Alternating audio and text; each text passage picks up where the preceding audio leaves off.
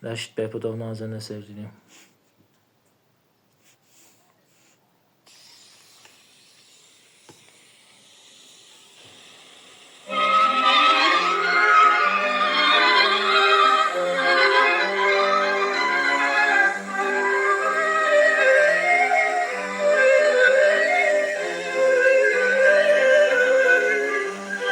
Değdi saçlarıma bahar küləyi, Nazəndə sevgilim yadıma düşdün.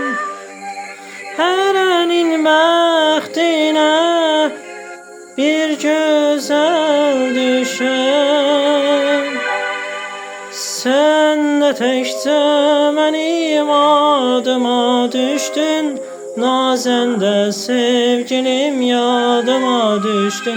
Sən də təkcə mənim adıma düşdün. Nazəndə sevgilim yadıma düşdün.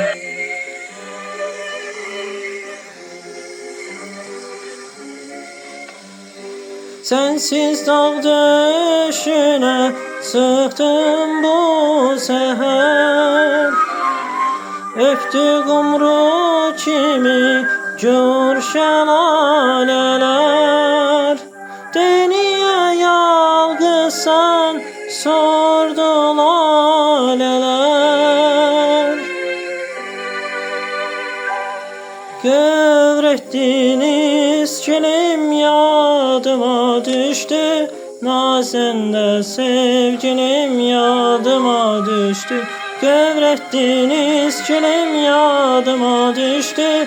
Nazəndə sevgilim yadıma düşdü.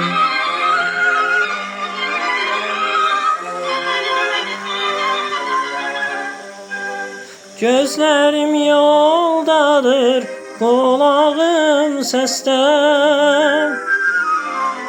Səni unutmaram mən son nəfəsdə.